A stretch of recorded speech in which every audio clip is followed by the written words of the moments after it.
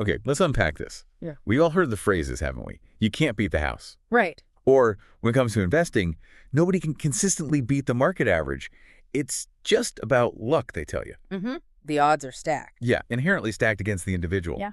But what if those widely held beliefs weren't the whole story? Huh. What if there was a way, not through luck or, brute force, but through rigorous analysis and clear thinking, to find a true, repeatable, statistical advantage? In places designed to take your money. Exactly. An environment specifically designed to profit from your losses. It feels almost like heresy to suggest it, doesn't it? Like proposing a way to defy physics or something. Right. But our deep dive today is into the remarkable story of a man who absolutely challenged and ultimately redefined these beliefs. Edward Thorp. Edward Thorp. He wasn't your typical gambler or investor, not at all. He was, first and foremost, a brilliant mathematician. And he became a legend in two worlds that, on the surface seem worlds apart. Yeah. The high-stakes, tightly controlled environment of Las Vegas casinos and the vast, complex, and frankly chaotic world of Wall Street finance. And the core source material guiding us through this deep dive is his fascinating memoir, A Man for All Markets. Great read. Yeah. Thorp lays out his life's journey, explaining his approach, which he characterizes as fundamentally rational.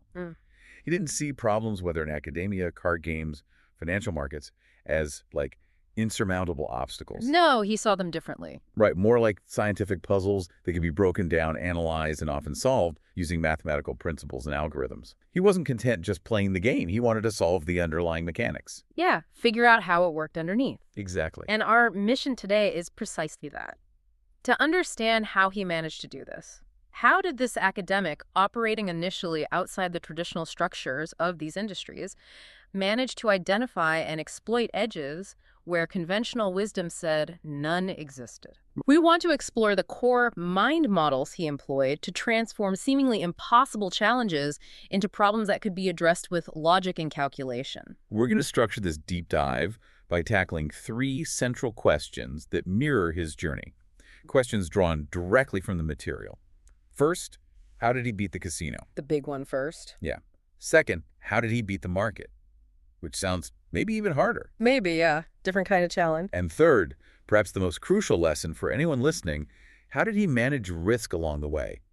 To ensure his success wasn't just fleeting. Because that's key, isn't it? Winning once is one thing. Totally. Because, as the source highlights, his achievements weren't just about winning big once. They were about discovering and consistently applying a statistically significant edge, a repeatable advantage that, by definition, allows you to beat the house or beat the market over the long haul. Exactly. Thorp approached these challenges not with the emotional mindset of a gambler, gut feelings. No hunches. Or the speculative instincts of a trader, but with the detached analytical rigor of a scientist. Okay. And he was uniquely equipped for this because of his background, which wasn't typical for someone about to take on Vegas and Wall Street. So let's dive into that first question. How did he beat the casino? And as you mentioned, it all starts with that unconventional background. Right. Thorp was a genuine academic prodigy. He began with physics, earning his bachelor's and master's degrees in the field. Physics first. Interesting. Yeah, before pivoting to mathematics for his PhD. He then became a math professor. But his brilliance wasn't confined to abstract theory. The source stresses his lifelong drive for practical application. Using it. Taking theoretical knowledge and yeah. using it to solve real-world problems. This practical focus was evident incredibly early. The memoir recounts his teenage interest in chemistry experiments, and not just simple ones. Oh, yeah. He was even making explosives. Wow, okay, maybe don't try that at home. Definitely not.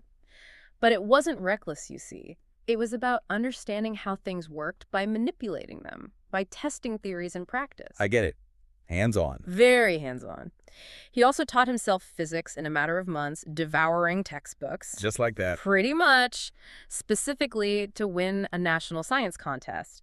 And winning that contest secured him a scholarship because his family didn't have the means to pay for college tuition. Ah, so it was necessity driving it too. Absolutely. He saw a problem lack of funds and applied intense intellectual effort to find a practical solution. So he arrives at the world of casinos with this very practical, analytical mindset. Right. Now, the prevailing belief held even by some mathematicians before him, was that the built-in house edge made it impossible to consistently win against casinos in the long term. That's what everyone thought. The source material clearly states that the casino's inherent advantage, the probability of them winning, is always slightly greater than the players. Usually just a few percentage points. Right, typically by a few percentage points, depending on the game and the rules. The common conclusion was simple.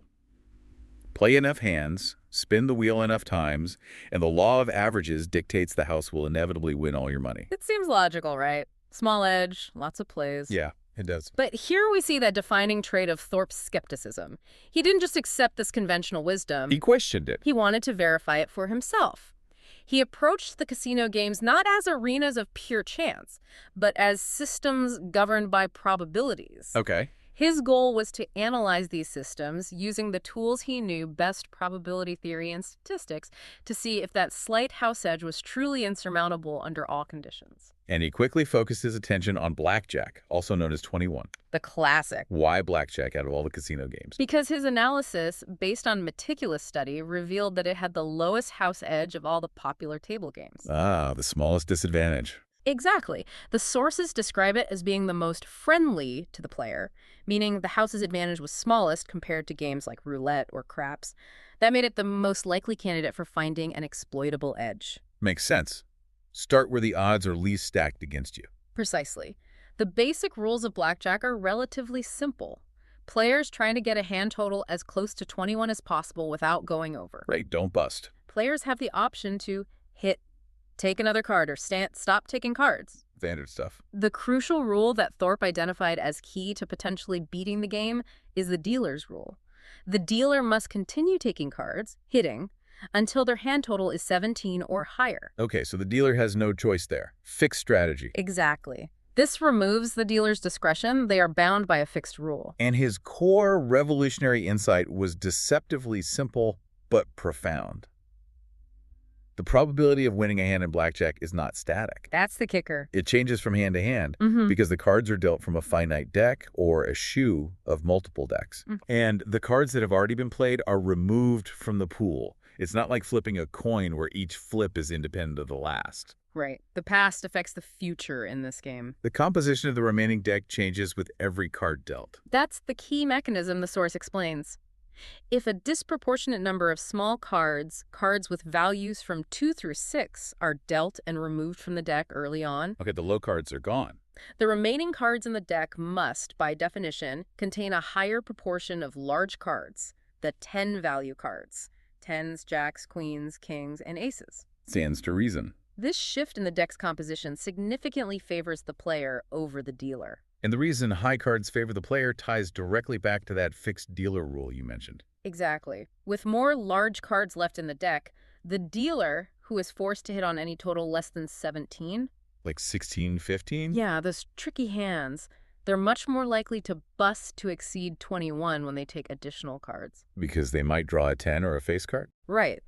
Players, on the other hand, have the flexibility to stand on potentially lower totals, like 12, 13, or 14, if they see the remaining deck composition makes the dealer highly likely to bust. This flexibility gives the player an advantage in a high card-rich deck. Okay, so it's about exploiting the dealer's fixed rules when the deck is favorable. Precisely. Thorp didn't stop at theoretical insight, though. He was the first to put this to rigorous mathematical proof. How did he do that back then? In 1959, utilizing the cutting-edge but incredibly limited IBM computers available to him at MIT. Right, the big room-sized ones. Those ones. He undertook a massive computational project. He programmed the computer to simulate millions upon millions of blackjack hands, Wow. analyzing the probabilities of every possible player and dealer action given every possible composition of the remaining deck. That's intense. Totally. And the result of this monumental computational effort, it confirmed his theory precisely. It worked. He calculated that in situations where the remaining deck was sufficiently rich in high cards, when the probability shifted strongly in the player's favor, the player could achieve a statistical advantage of up to 5% over the house. 5% edge over the house. That's incredible. It was groundbreaking. What does a 5% edge mean? Imagine if every dollar you bet, you could statistically expect to get back $1.05. Okay, yeah. While individual hands still involve chance over many hands, that 5% edge compounded becomes incredibly powerful. His math proved that if you could identify these moments and adjust your bets accordingly, you absolutely could beat the house over time. Okay, but the challenge, of course, was translating that theoretical finding into a practical method. Right. Something a human could use discreetly at a casino table. You couldn't exactly bring an IBM computer to Vegas with you in 1960. Definitely not. Sneaking that in would be tricky. And this is what led to the development of his legendary and now widely known card counting system, the high-low count. The famous one. The source material describes it as elegantly simple for its effectiveness. As cards are dealt from the deck or shoe, players keep a running tally based on assigned values. Small cards, 2, 3, 4, 5, 6, are assigned a value of +1. Okay, +1 for the little guys. Middle cards, 7, 8, 9, are 0 neutral. Ignore those. And high cards, 10, Jack, Queen, King, Ace, are assigned a value of -1. -1 for the big cards. Right. So as cards are played, you continuously add or subtract the card values from a running total. Keeping that count in your head. Exactly. A positive and rising count indicates that more low cards have been removed from play, leaving a higher concentration of high cards in the remaining deck. Which is good for the player. Right. Conversely, a low or negative count means more high cards have been removed, leaving a deck with a lower concentration of high cards, which favors the house. Bad for the player. So the strategy derived from this count is beautifully logical. When the running count is low or negative, indicating the house has the advantage, you bet the minimum amount possible. Layla. You're essentially waiting for the deck composition to change. But when the count is positive and high enough to indicate the statistical edge has shifted to the player, you significantly increase your bet size. Strike when the iron's hot. Exactly. Yeah. You're putting your money on the table only when the odds are favorable to you. It's not about guessing. It's about mathematically informed risk allocation. With the theory validated and the practical method developed, the next step was putting it to the test in the real world. The Vegas test. Thorp initially conducted small-scale tests which confirmed the system's viability.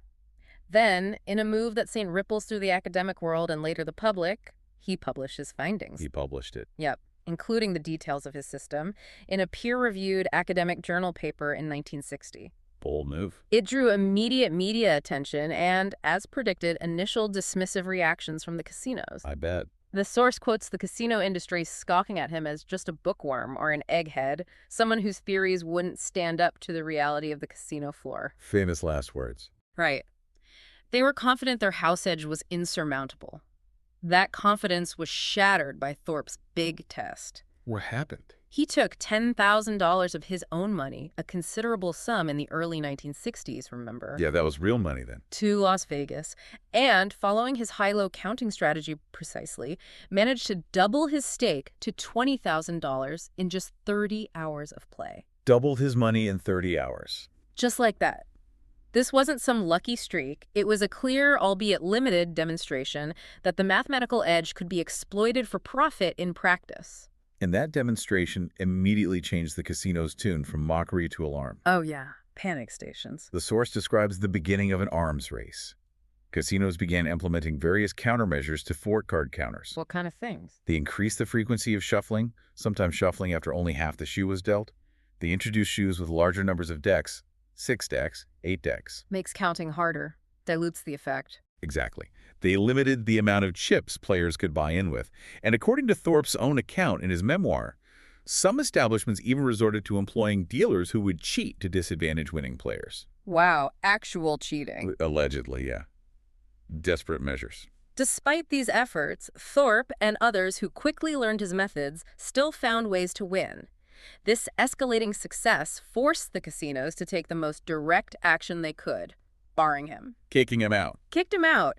Identified and blacklisted across different establishments, becoming persona non grata on the blackjack tables he had scientifically dismantled. But Thorp had already unleashed the information that would truly shake the foundation of the casino world. The cat was out of the bag? Totally. He took his academic paper and his real-world results and expanded them into a book, Beat the Dealer, published in 1962. The bestseller. Right. It wasn't an academic treatise. It was a clear, accessible guide to his card counting system. It became a massive bestseller, selling over 1 million copies. The impact was immediate and dramatic.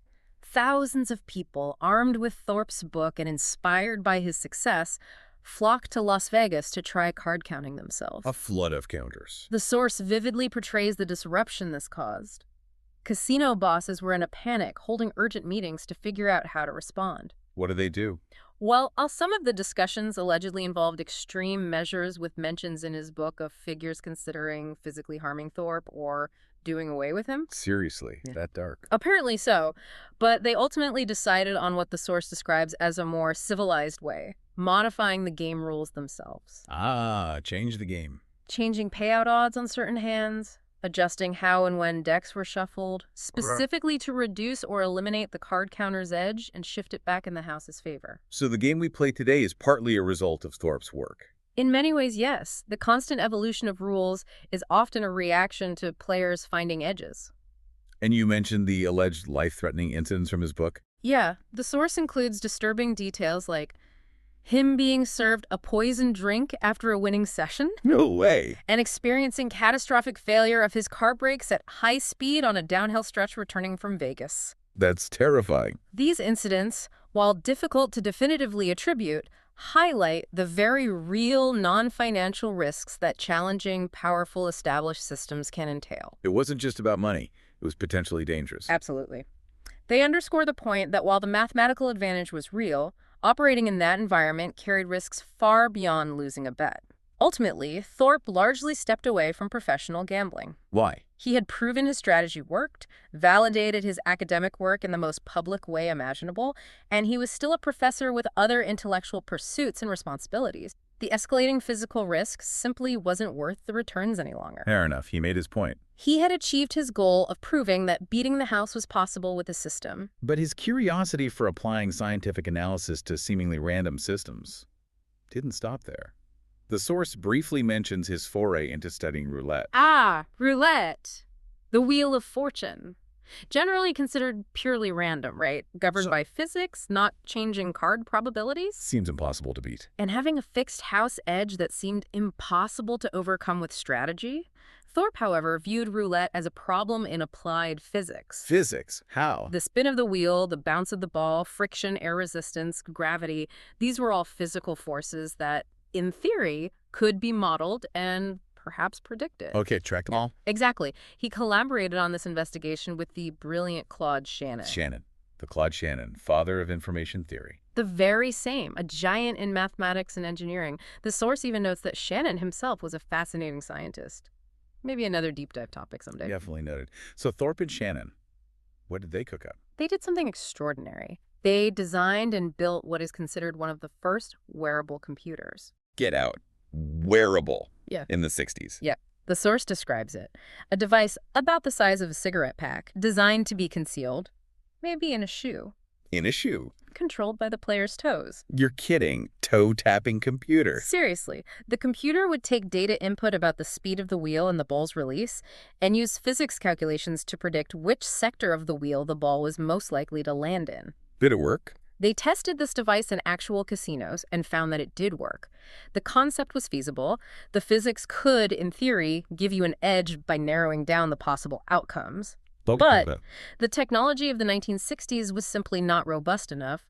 The device was prone to technical issues and malfunctions in the real-world casino environment. The tech wasn't quite there yet. Exactly. While a brilliant proof of concept and a pioneering piece of wearable technology, it wasn't practical for consistent, reliable, profitable use. So they eventually set it aside. Fascinating detour, though. Absolutely. So to summarize this first section on beating the casino, Thorp, the mathematician, didn't accept conventional wisdom. He used probability and statistics to analyze blackjack. Found the changing probability. Developed the high-low counting system to exploit that changing edge.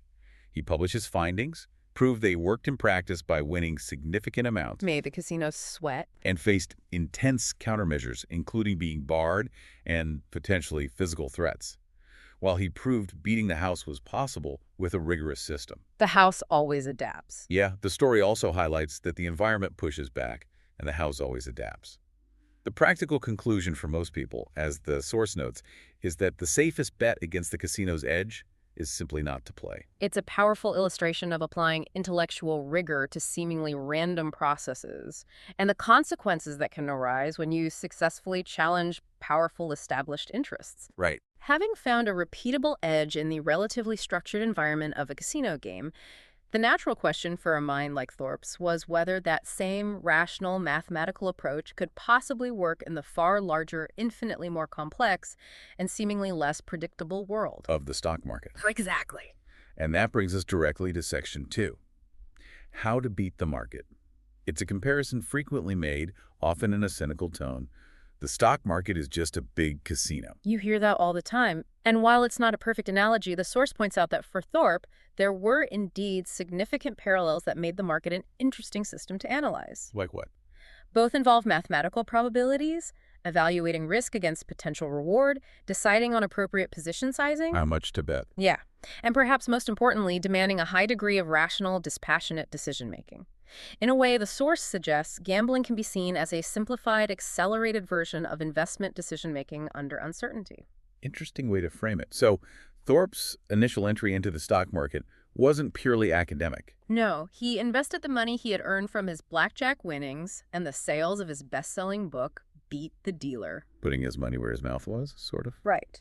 And his early experience in the market sounds remarkably familiar to that of many individual investors starting out. How so?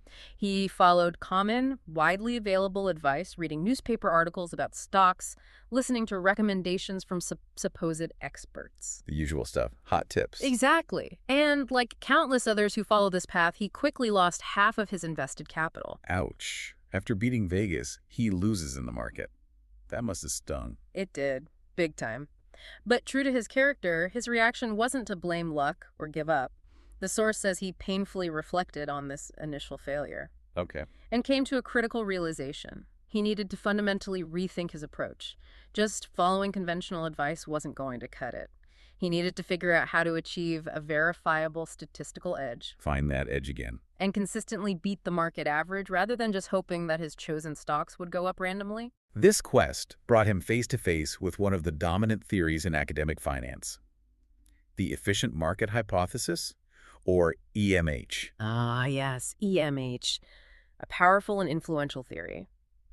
In its strongest form, it states that financial markets are incredibly efficient at processing and reflecting all available information almost instantaneously. Meaning everything's already priced in. Pretty much. The implication is that asset prices already incorporate everything known about a company or the economy. Therefore, finding systematically undervalued or overvalued assets, finding an edge, is incredibly difficult, if not impossible, for most participants on a consistent basis.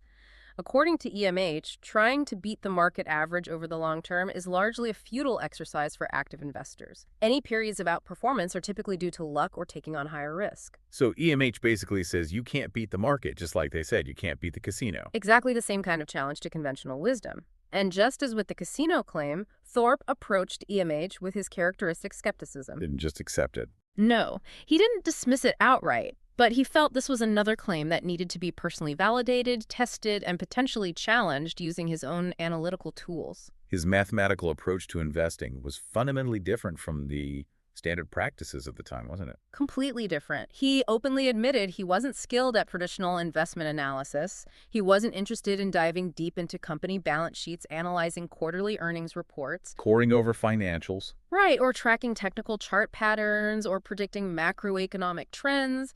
That wasn't his strength. So he asked the question that defined his career. Could investing be reframed as a purely mathematical problem? That was the core question. Could he construct investment strategies that relied on calculation and logic? Strategies that could potentially hedge away the uncertainty of overall market movements and still generate superior, consistent returns? And the answer, he found, lay in the concept of hedging. Hedging. Okay, explain that simply. The source explains hedging simply. It's about using one investment to offset or reduce the risk of another. You look for assets or positions that are correlated, they tend to move together, and you take opposing positions in them to cancel out the risk associated with broad market or sector movements. Okay, like canceling out the noise. Sort of, yeah. The source uses a memorable, if a little morbid, analogy, a coffin shop that also sells medicine. Right. profit whether people live or die. Grim, but I get the hedge. Exactly. In investing, a more common example might be buying stock in a major soft drink company like Coca-Cola and simultaneously short-selling stock in its main competitor, PepsiCo. Short selling. Remind us. Sure. Short selling involves borrowing shares of a stock and selling them on the open market, hoping the price will fall. So you can buy them back cheaper. Right, buy them back lower, return the borrowed shares, and pocket the difference. In the Coke-Pepsi example, both companies face similar risks: sugar prices, consumer tastes, regulations. By being long one, buying Coke, and short the other, selling borrowed Pepsi, you largely cancel out the risk associated with the overall soft drink market or the general economy. So you're just betting on Coke versus Pepsi, not the whole market. Precisely. You're left betting on which company is performing better relative to the other, not the market's direction. But Thorp took this concept of hedging to a more extreme and precise level. He focused on arbitrage. Arbitrage, okay. Arbitrage, in essence, is the simultaneous purchase and sale of an asset in different markets to exploit tiny price differences. Thorp's innovation was finding these opportunities within the same company or within highly related securities issued by that company. How does that work? He looked for situations where different financial instruments that represented essentially the same underlying value, maybe different classes of stock or common stock and related options or warrants, were trading at different prices in the market. The source calls these pricing errors or mispricings. Okay, the market getting it wrong temporarily? Exactly. The analogy used in the source material is perfect for this. It's like finding the exact same product being sold at two different stores under slightly different names or labels, but at noticeably different prices. Ah, okay. Yeah. Buy low, sell high simultaneously. That's the idea. The strategy then is simple and, in theory, very low risk. Yeah. You simultaneously buy the security that is trading at the lower undervalued price and short sell the security that is trading at the higher overvalued price. And wait for the prices to meet in the middle. Exactly. The expectation is that the market will eventually correct this pricing discrepancy. Money flows from the overvalued asset to the undervalued one, and the prices will converge. Your profit comes from this convergence, regardless of whether the overall market went up, down, or sideways. Market neutral. Doesn't matter what the Dow does. Totally market neutral. You're not betting on the market's direction, but on the correction of a specific pricing error. The most famous real-world example of this strategy from the source material involves the breakup of AT&T in the early 1980s. Oh yeah, the big breakup. Right. At the time, the original AT&T was split by regulators into a new, smaller AT&T and 7 regional operating companies, which became known as the Baby Bells. Okay. This corporate restructuring created a complex situation in the market.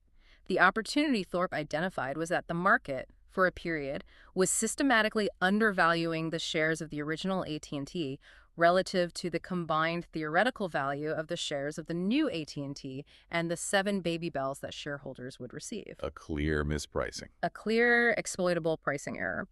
So Thorp's trade was a massive market-neutral play based on this mispricing. He borrowed a substantial amount of capital.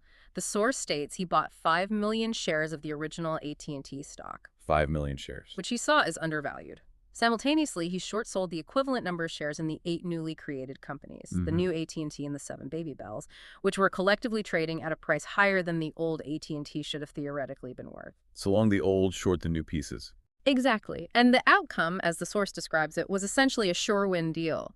As the market adjusted and the prices of the new shares converged with the theoretical value of the old shares, Thorp easily made $1.6 million from this single trade. Wow.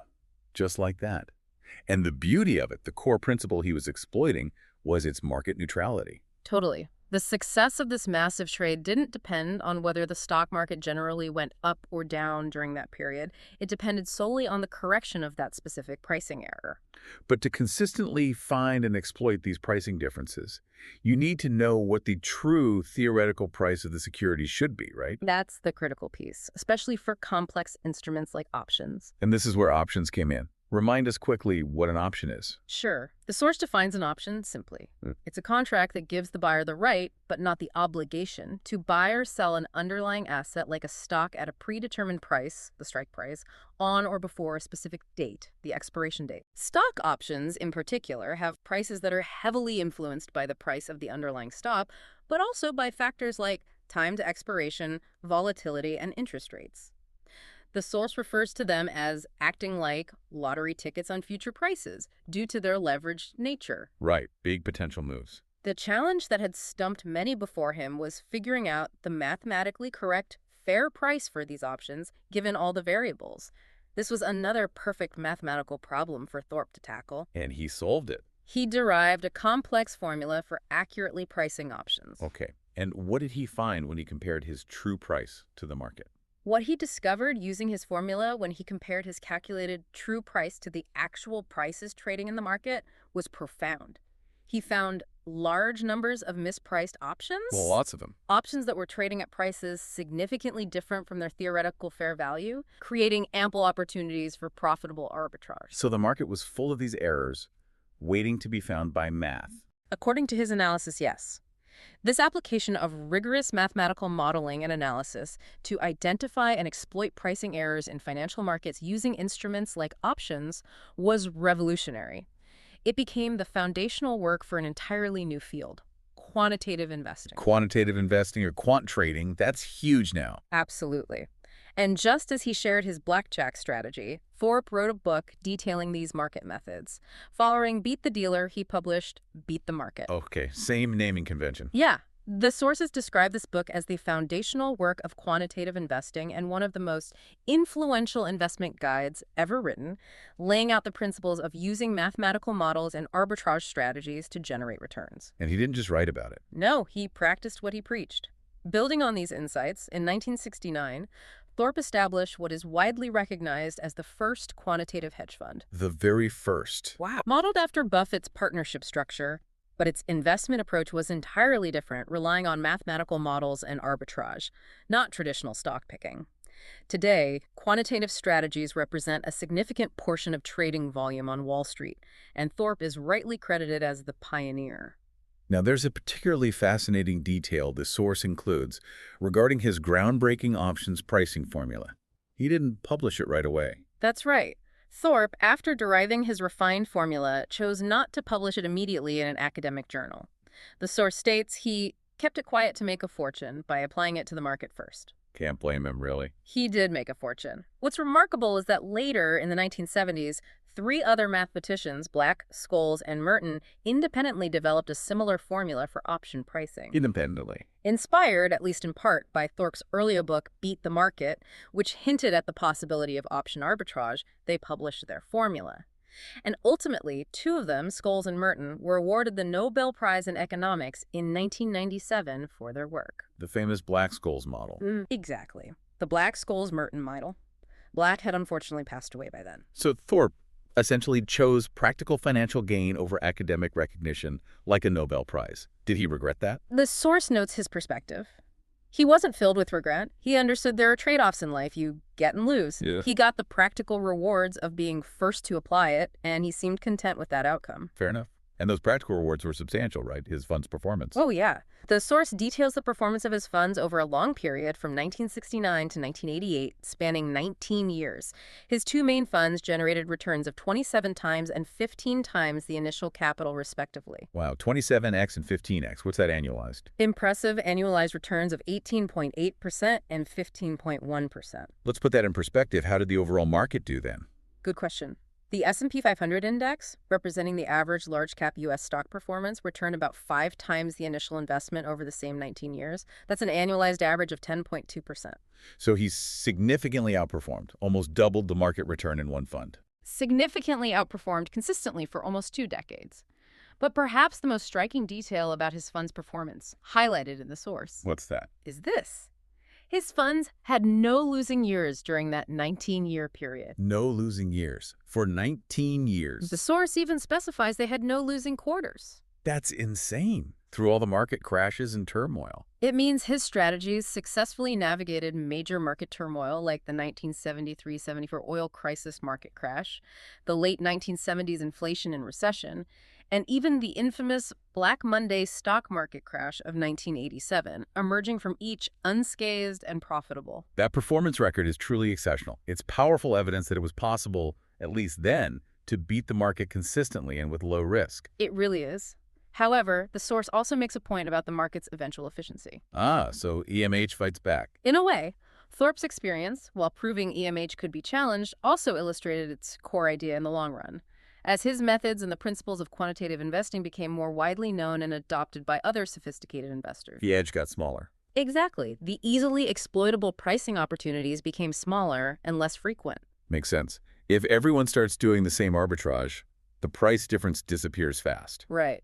The source notes that over the very long term, consistently achieving the kind of outperformance Thorp demonstrated becomes incredibly difficult as the market adapts and incorporates these strategies. The edges shrink. Which is why, the source adds, Thorp's practical advice for the average ordinary investor today is straightforward. It may be surprising. And perhaps surprisingly conventional, given his history. Buy low-cost index funds. Wow. After all that, just buy the index. Yeah. By investing in an index fund, you are guaranteed to match the market average return before fees. And since most active investors fail to beat the index after cost. Just matching the market puts you ahead of most. Exactly. Simply matching the market is sufficient to outperform the vast majority of people trying to pick stocks or time the market. It's a pragmatic conclusion from someone who proved the impossible was possible, but understood the shifting landscape. So, summing up Section 2, Edward Thorp took his mathematical, rational approach from the casino to Wall Street. He saw the market not just as stocks to pick, but as a system susceptible to mathematical analysis. Using hedging and arbitrage. Particularly by identifying and exploiting pricing errors between related securities using his pioneering option pricing models, he developed market-neutral strategies. Which became quantitative investing. Right. These strategies allowed his funds to achieve exceptional returns with incredibly low risk, proving that beating the market consistently was indeed possible. Even if it's harder now. Even if market efficiency means such opportunities are harder to find today. Finding winning strategies, whether in a card game or a financial market, is only half the battle. The other half. The other, equally critical half, is making sure that when things inevitably go wrong, when an unexpected event occurs, a rare probability hits, or a calculation proves slightly off, it doesn't wipe you out. Don't blow up. Exactly. This brings us to the absolutely vital question one Thorp learned a painful early lesson about. How do you manage risk? And here's that striking paradox again. Despite his legendary exploits in high-stakes environments, Vegas, Wall Street, the source explicitly describes Thorp as extremely risk-averse.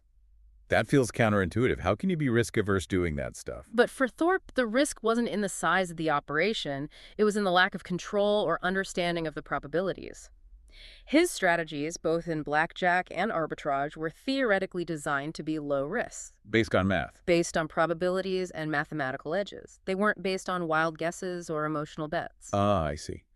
The risk wasn't in the action itself, but in the gap between the theoretical expectation and the unpredictable reality. Like, what if the math is slightly off or something weird happens? Exactly. The source points out the gulf between theoretical certainty, what the math says should happen over the long run, and real-world uncertainty, where rare, low-probability events can happen and have serious consequences if you're not prepared. And Thorp experienced those serious consequences firsthand early in his career, didn't he? Before the famous funds.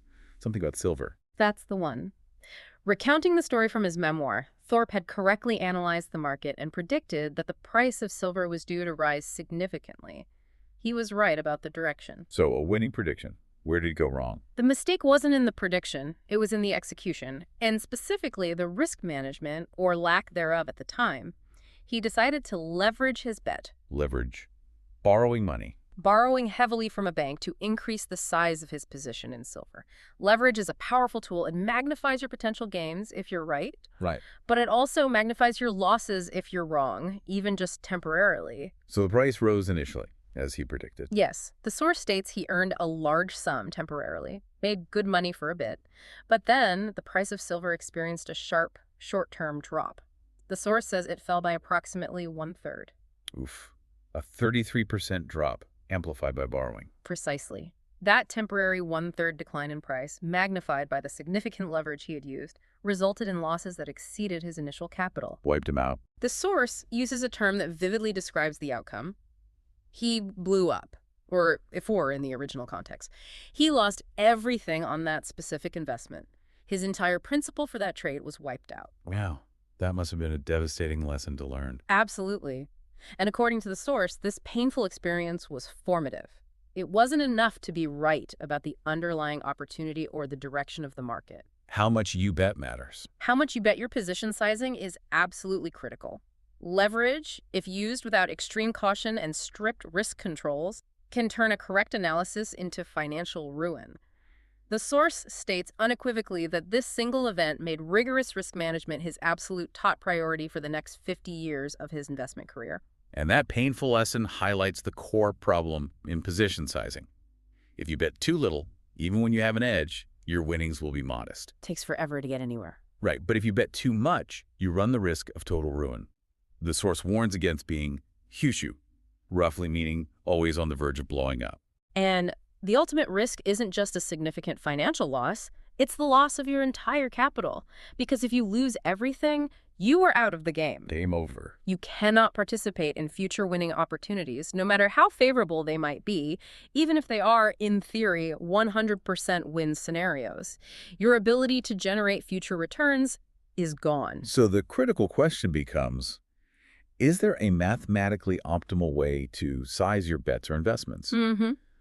To maximize your long-term compound growth rate while simultaneously minimizing or even theoretically eliminating the risk of total ruin. Yes, and this is where the Kelly Criterion comes in. Kelly Criterion, okay. Thorp learned about this formula from his collaborator Claude Shannon, the same brilliant mind he worked with on the roulette computer.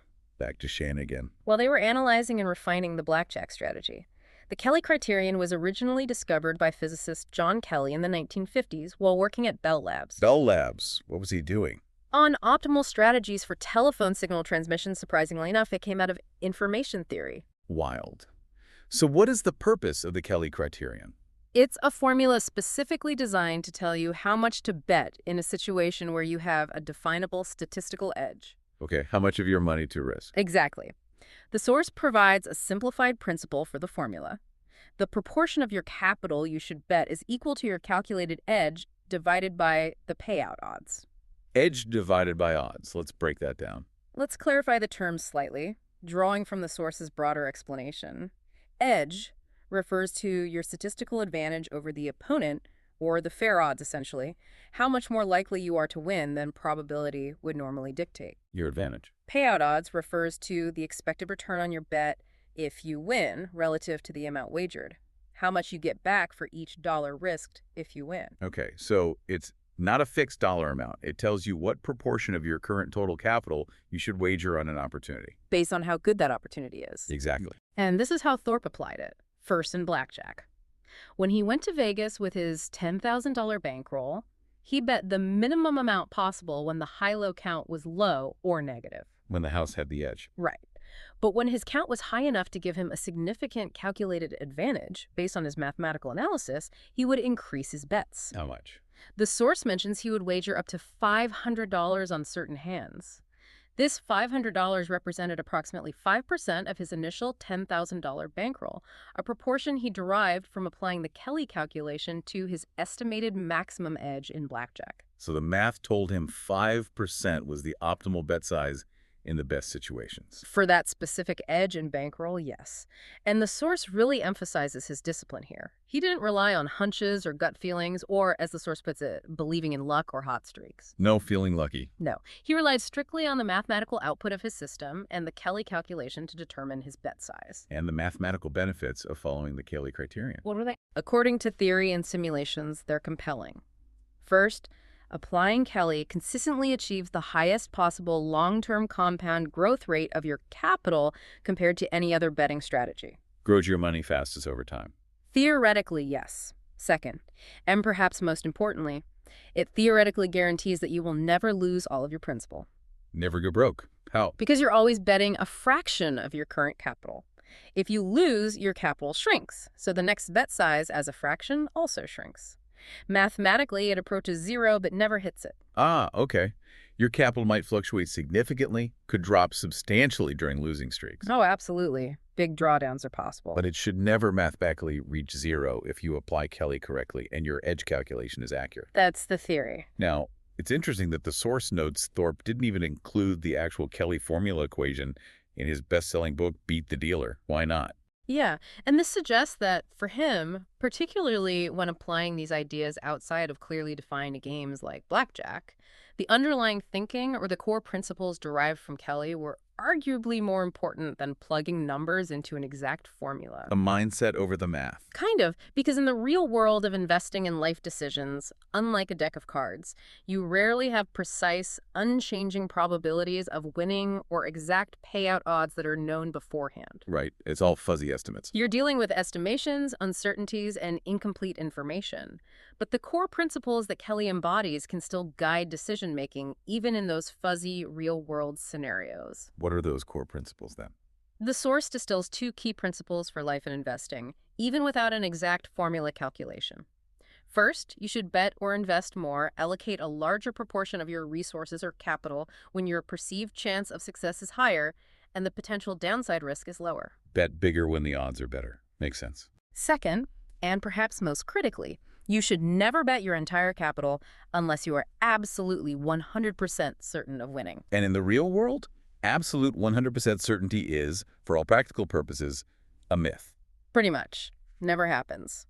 Thorp's success and advocacy played a significant role in popularizing the Kelly Criterion within the finance world. Did others pick it up? Yes. The source notes that several highly successful investors have publicly stated that they use Kelly principles to guide their risk management and position sizing.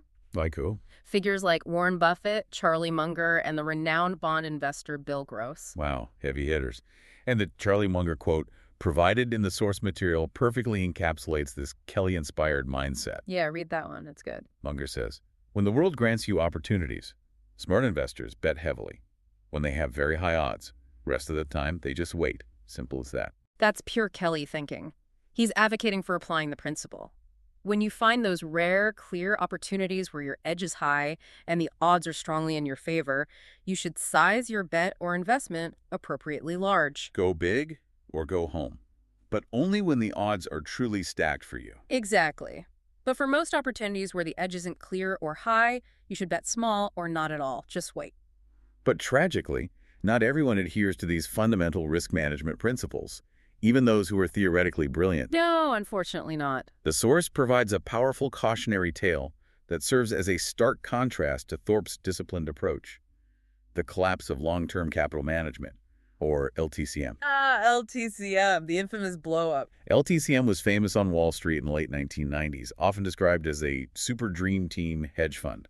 The source specifically notes that its partners included Nobel laureates. The very same economists, Robert Merton and Myron Scholes, who had won the Nobel Prize for their work on the option pricing model. The guys who formalized the math Thorp had used. The very same.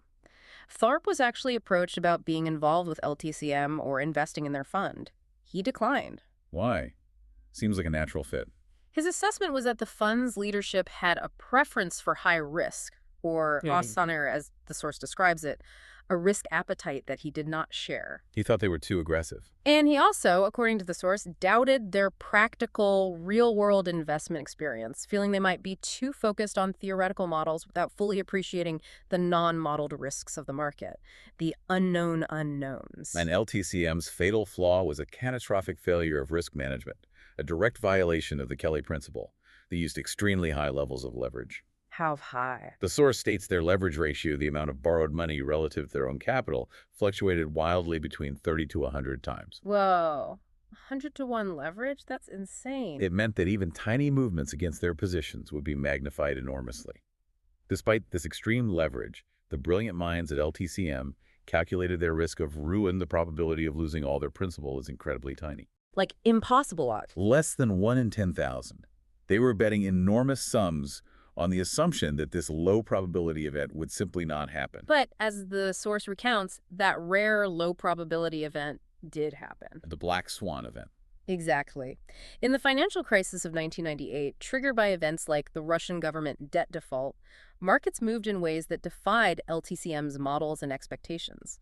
A relatively small move down in the market overall, just a 3% decline, Only percent. was enough, given their astronomical leverage, to wipe out their entire principal. Unbelievable. LTCM lost $4.6 billion in less than 4 months and collapsed, requiring a coordinated bailout from major financial institutions to prevent wider systemic risk. And Thorp's take on it. His simple, direct analysis of their failure. These guys bet too much, causing a big disaster. Couldn't be clearer. It was a textbook case of violating the Kelly Criterion's core tenet. Never bet so much that a plausible, even if low probability, adverse event can wipe you out entirely. They focused on the probability of being wrong, but failed to manage the consequences of being wrong. Which brings us back to the challenge of applying Kelly principles in the real world, where you don't have perfect information. Right. The probabilities, the payouts, they're fuzzy. The sources acknowledge that investors are prone to biases. Optimism might lead you to overestimate your edge, Think you're smarter than you are. while pessimism might cause you to underestimate it. You might think a 55% chance of success is 70% due to overconfidence. So how do you deal with that? Thorp's practical advice for navigating this inherent uncertainty in human bias is to be conservative. Err on the side of caution. Exactly. When you can't know your edge or the payout odds with certainty, bet a smaller proportion of your capital than even your estimated Kelly amount might suggest. Like, calculate Kelly and then bet half of that, maybe? Something like that. Build in a margin of safety to account for errors in your analysis or unexpected events. It's better to achieve slightly less than the theoretical maximum growth than to risk blowing up due to an inaccurate estimation. Makes sense. Survive to play another day. Speaking of conservative analysis saving you from disaster, the source highlights another instance where Thorp's rational, skeptical approach exposed a massive fraud years before it became public. Oh, this must be the Madoff story. The Bernie Madoff Ponzi scheme. The sources describe how in 1991, Thorp was asked by an investment company to review their portfolio holdings. Okay. He noticed one fund managed by Bernie Madoff that claimed incredibly consistent high returns over 20% annually for a decade. Too good to be true. And, most suspiciously, reported never having a single losing month. Ding, ding, ding. Red flag. Exactly. That immediately sent up a huge red flag for Thorp.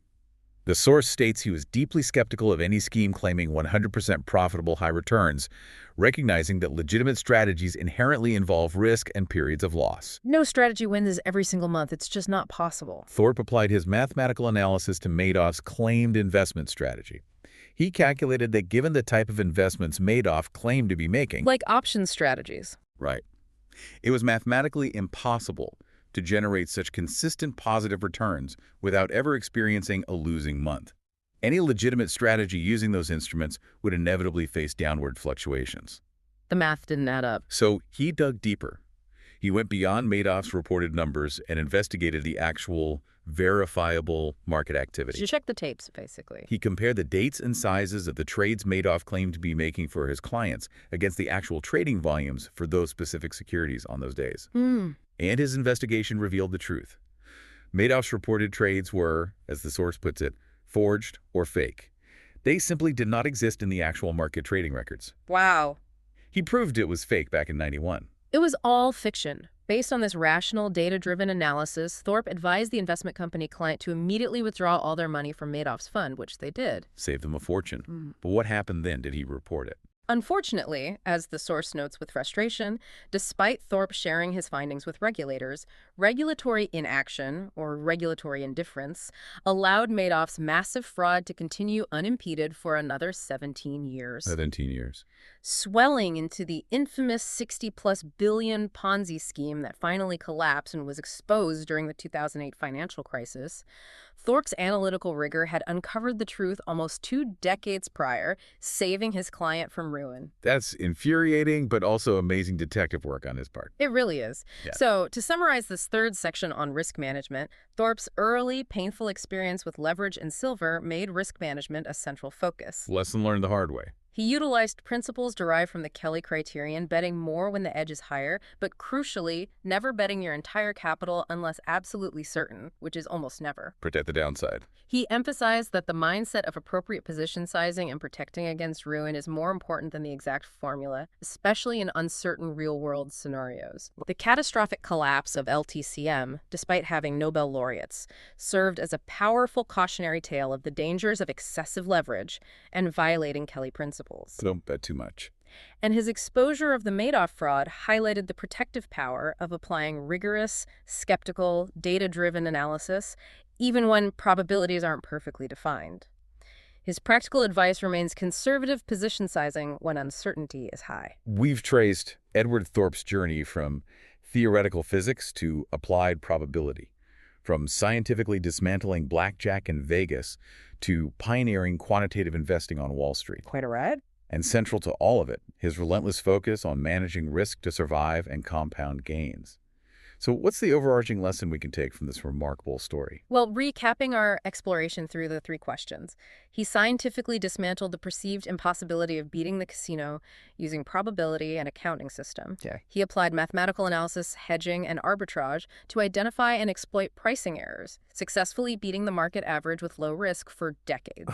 And he built his enduring success on a foundation of rigorous risk management principles, particularly those embodied by the Kelly Criterion, emphasizing appropriate position sizing and avoiding the risk of ruin at all costs. Check. So the source material really hammers home the core takeaway, doesn't it? And it's echoed in Wang Shu's perspective on Thorp's life. That's the main thing. His success wasn't just about being smart in math or finance. It stemmed from maintaining a profound and consistent level of rationality in all aspects of his life. Not just work, everything. Right, not confined just to his scientific or financial pursuits. From his academic career choices, to his strategic approach in casinos, to his pioneering work on Wall Street, and even, according to the source, his approach to choosing a life partner that resulted in a 60-year marriage. Wow. Applied rationality to marriage, too. Apparently, he applied the same dispassionate, logical, analytical thinking across the board. It's powerful to link this back to Charlie Munger, a figure who features in the sources and who, like Thorp, achieved extraordinary success through rational discipline. Munger, yeah. Munger famously attributed his single greatest secret to success as rationality. The sources quote him saying that without rationality, intelligence, knowledge, and even patience are ultimately useless. Ouch. You need rationality first. You must first cultivate and maintain rationality for any other positive traits or knowledge to be effectively applied. And that, perhaps, is the most valuable and transferable lesson for us listening. Few of us will build wearable computers for roulette, or manage billion-dollar hedge funds, Probably not, no. or take on the Vegas establishment head-on. But we can all learn from their unwavering commitment to applying rational analysis to decision-making.